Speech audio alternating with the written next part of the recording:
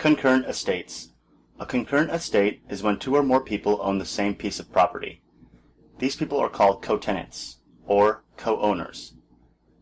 Before we begin, it is important to keep in mind one characteristic that exists for all the concurrent estates. All co-tenants have the right to use the whole property. This is simple enough. However, sometimes the right to use the whole is confusing for students because it is often referred to in different ways. The right to possess the whole, the right to enjoy the whole, and it is also called an undivided share. These are all the same. In this lecture, the form that will be used is the right to use the whole. There are three kinds of concurrent estates, and the basics of each are as follows. The tenancy in common is the simplest concurrent estate. Thus it is no surprise that it is also the default concurrent estate. Co-tenants can have different percentages of ownership, and when a co-tenant dies, his share of the land passes to his heirs.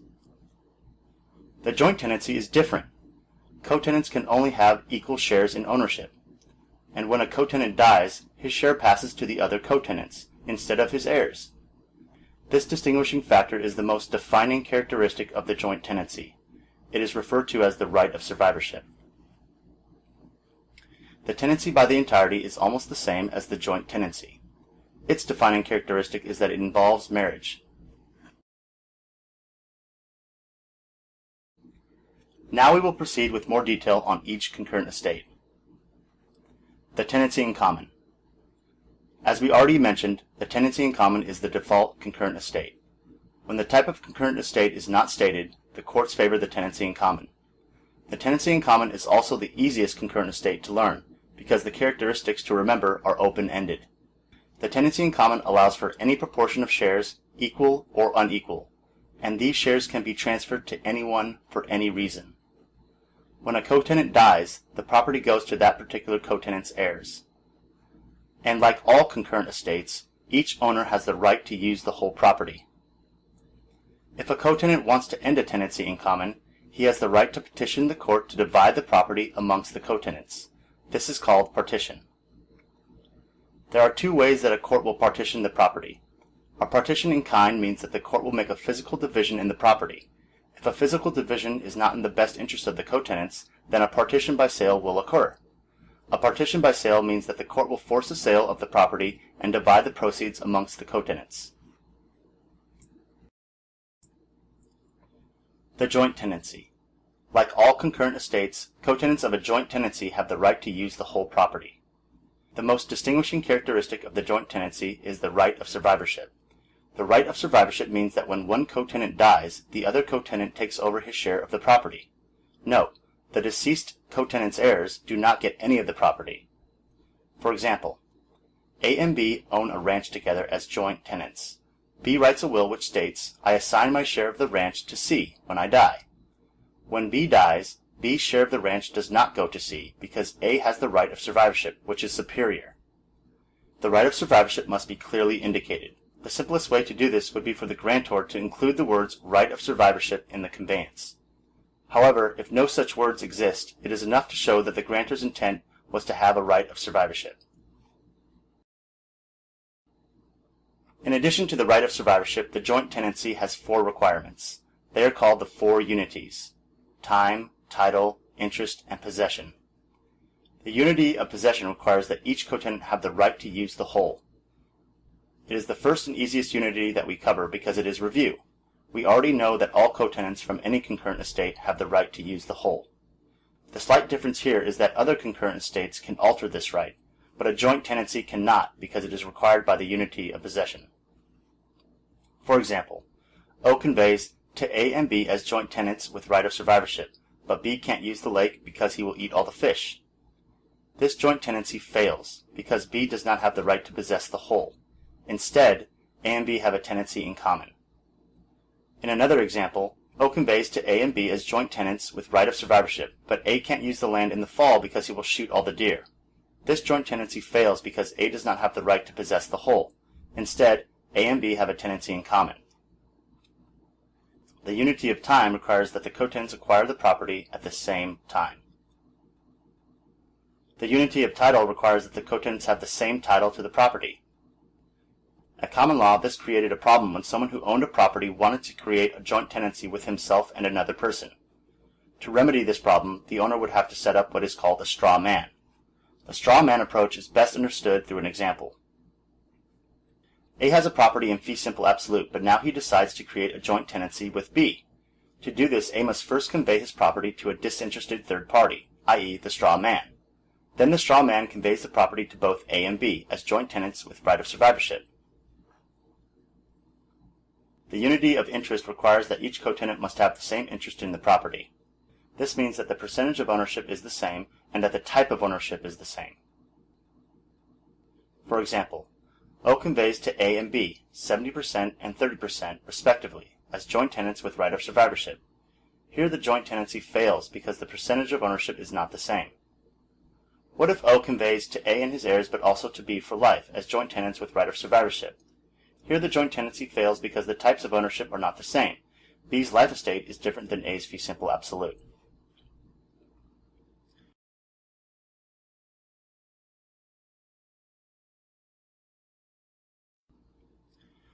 A joint tenancy will end when there is severance. Severance occurs when any of the four unities are interrupted.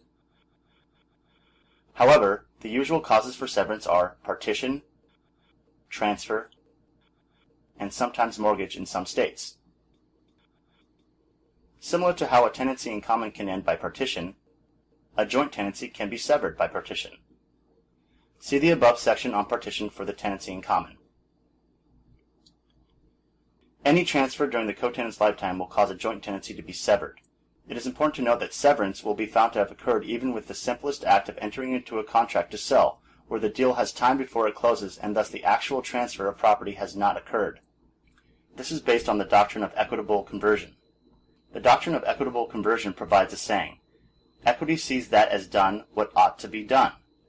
In simple words, this means that, out of fairness, something that will truly be completed in the future is treated as having already been completed. This doctrine is best understood with an example. A and B own an apartment building as joint tenants with right of survivorship. B enters into a contract to sell his ownership of the building to C on June 1st. On August 1st, the transaction closes. According to the doctrine of equitable conversion, the joint tenancy is severed on June 1st and not on August 1st. In a minority of states which apply title theory, a mortgage will sever a joint tenancy. Title theory is where if one joint co-tenant takes out a mortgage or lien on his share of the property, then the joint tenancy is severed to that share. However, the majority of states apply lien theory where if one joint co-tenant takes out a mortgage on his share, the joint tenancy will stay intact. Note, when a joint tenancy is severed, the remaining estate is a tenancy in common. However, if there are three or more co-tenants, then the joint tenancy remains intact among the non-severing co-tenants. For example, if a joint tenancy has three co-tenants and one co-tenant conveys his share to another person, then that person owns a third share on a tenancy in common basis. The other two original co-tenants continue to hold the remaining two-thirds on a joint tenancy basis.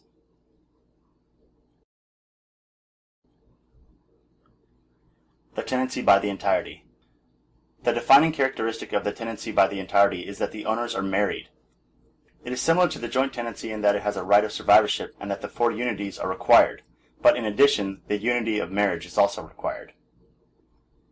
In the minority of states that practice the tenancy by the entirety, property which is conveyed to a married couple is presumed to be a tenancy by the entirety. However, this presumption can be rebutted if it can be shown that the grantor had a different intent. The tenancy by the entirety is a highly secure concurrent estate. Each spouse cannot transfer his share of the property without the other spouse's consent. This also means that the property is protected from the debt of the other spouse. For example, A and B own a house as tenants by the entirety. A loses his job and can't pay back his debts. The creditors will not be able to collect their debt by taking the house because such a transfer would require consent by both spouses. A tenancy by the entirety only ends when the marriage ends. Thus, a tenancy by the entirety will end by death, and the tenancy by the entirety will end by divorce.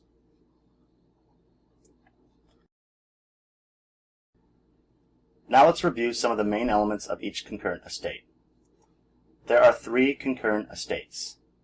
The tenancy in common is the default concurrent estate.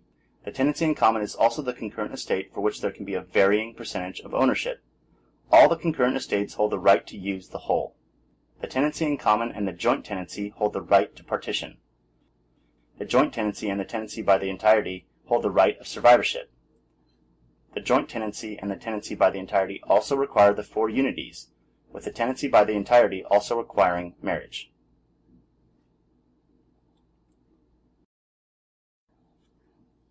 Rights and duties of co-tenants.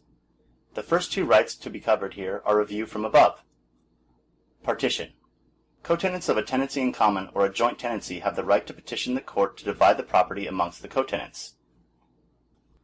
However, it is important to remember that a tenancy by the entirety does not have this right, because it only ends when the marriage ends. Possession. As we mention now for the 5th time, all co-tenants have the right to use the whole property. If one co-tenant A prevents co-tenant B from any part of possession, then A has ousted B, and B can bring a cause of action for ouster. Adverse possession. If one co-tenant leaves the property for an extended period of time, the co-tenant that stays in possession cannot gain the entire title to the property by adverse possession. This is because the hostility element of adverse possession is missing. However, if the co-tenant with possession has ousted the co-tenant that has left, then the hostility element is satisfied. Profits. If the property makes money, each co-tenant is entitled to a share equivalent to their share of the property. For example, A and B own some land as tenants in common. A owns 80% and B owns 20%. A leases the land to a farmer for $1,000 per month. B is entitled to his fair share of $200 per month. If one co-tenant is left in exclusive possession of the property, he is not liable to the other co-tenants for rent. However, if the other co-tenants were ousted by the tenant with exclusive possession, then that co-tenant is liable for rent. For example, A and B share a condo as tenants in common. A owns 80% and B owns 20%. B leaves A with exclusive possession and travels the world for 4 months. Upon B's return, he demands that A pay him rent for the time that he was in exclusive possession. B cannot collect any money from A unless he can prove that he was ousted. Costs. If the property costs money, i.e. taxes or mortgage payments, each co-tenant is responsible to pay an amount equivalent to their share of the property. Repairs and improvements. In general, there is no right to contribution for repairs or improvements. However, there are 2 exceptions. If a co-tenant gives notice to the other co-tenants of a reasonably necessary repair, then there is a right to contribution of an amount proportional to ownership of the property. For example, A and B own a house as tenants in common. One of the windows has recently broken and B decides that it is necessary to repair the window. B pays for the window to be repaired and is now asking A to pay his fair share for the repair. A does not have to pay B for the repair because there is no right to contribution for repairs. Instead, imagine that in addition to the above facts, that B had told A that the window was broken and she was going to pay for it to be repaired. Now B has a right to contribution. A must pay B for the repair because B gave A notice and the repair was necessary and reasonable.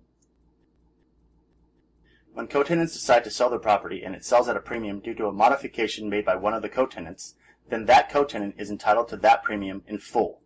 Note that the opposite is also true. If the property is sold at a discount, the responsible co-tenant bears the burden in full. Waste. Co-tenants must not commit waste. Remember the 3 kinds of waste: voluntary, permissive, and ameliorative. For review, see the Present Estates video lecture at 10 minutes and 15 seconds.